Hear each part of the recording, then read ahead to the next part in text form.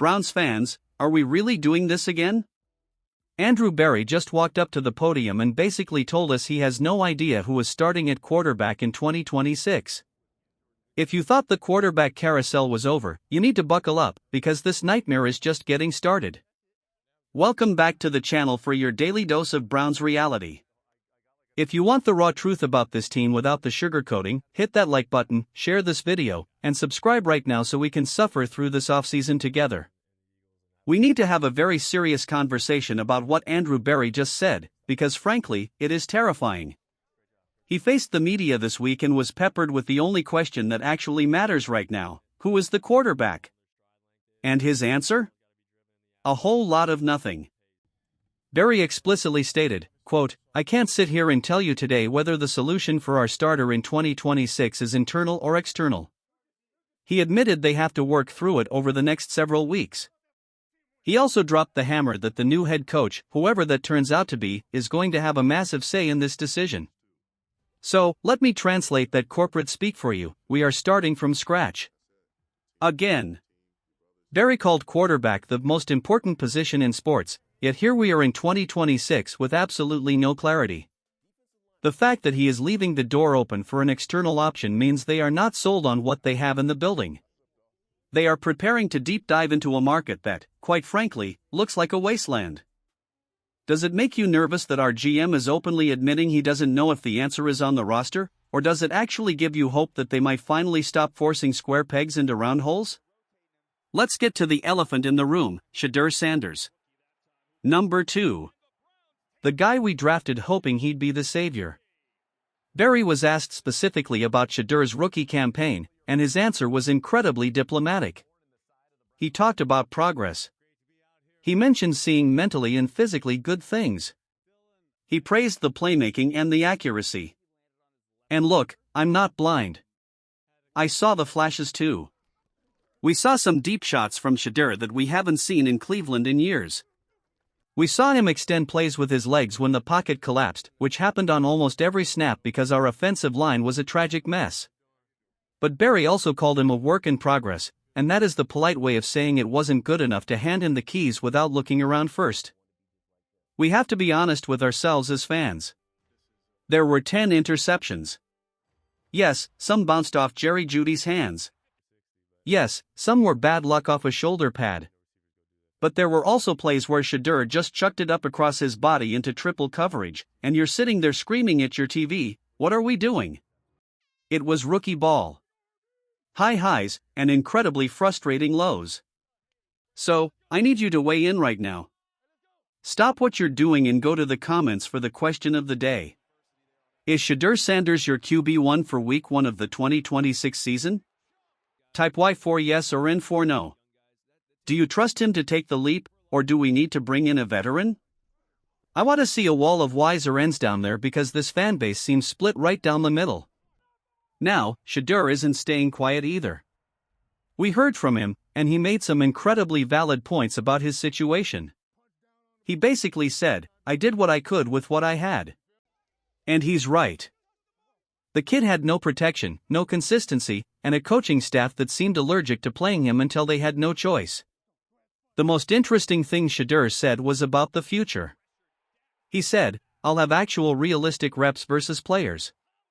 That is a direct shot at how his rookie year was handled. He didn't get the starter reps in camp. He was thrown into the fire mid-season.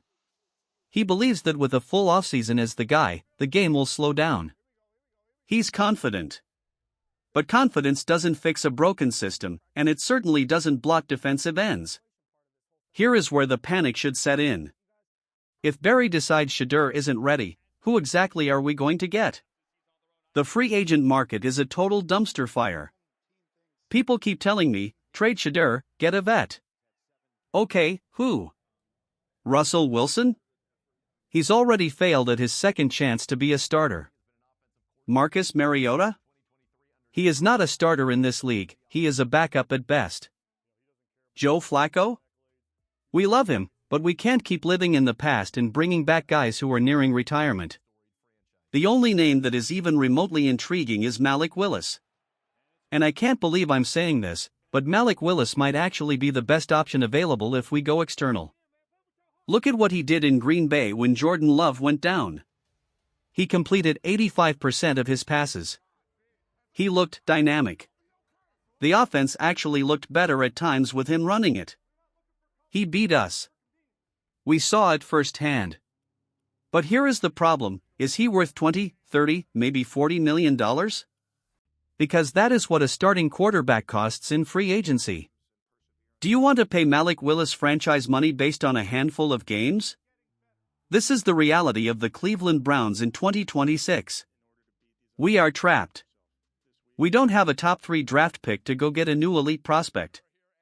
We have Deshaun Watson still on the roster, don't forget about him eating up cap space and lingering in the background. And then you have the trade market. Kyler Murray? Tua Tagovailoa? They are rumored to be available, but they come with massive contracts that would cripple us. Do you really want to trade draft capital for another expensive, underperforming quarterback? We just did that. We are still paying for that mistake. Browns fans have a short fuse, and rightfully so. If we bring in a mediocre veteran like Trey Lance or Mariota, the first time they throw a pick, the stadium will be booing them off the field. We saw it with everyone this year. We don't have the patience for a bridge quarterback anymore. We are tired of bridges to nowhere. So, where does that leave us? Honestly? I think we are rolling with Shedeur Sanders. Unless Andrew Berry pulls a miracle and lands Malik Willis on a team-friendly deal, you have to bet on the upside of the kid you just drafted. You have Dillon Gabriel in the room, sure, but is he a franchise starter? Probably not. The focus has to be on the offensive line. It doesn't matter if it's Shedeur, Watson, or Tom Brady back there. If we don't fix the line, they are going to get killed. Berry acknowledged that. He knows the O-line needs a revamp. He mentioned that they might have 5 new starters on the line next year. That is how bad it is.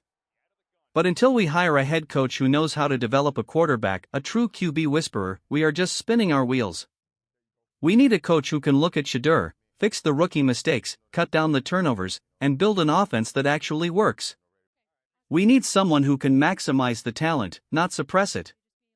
The scariest part of Andrew Berry's press conference was the uncertainty. When your general manager says the solution might be external, he is telling the locker room that no one is safe. He is telling Shedeur, you haven't won this job yet. And maybe that's a good thing. Maybe competition is what this team needs. But it also creates chaos. It creates a divided locker room. And it creates a fan base that has no idea who to root for. So, I'm asking you one last time, do you trust this front office to make the right decision?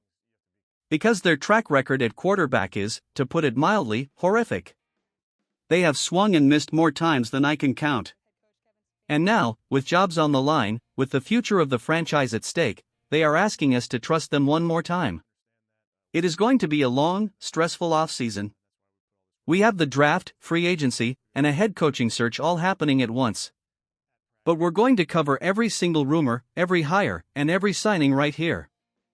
I want you to keep your eyes peeled for the head coach announcement. That is the first domino. As soon as it drops, I'll have a video up analyzing their history with quarterbacks and what it means for Shedeur. Thanks for watching, and I'll see you in the next one.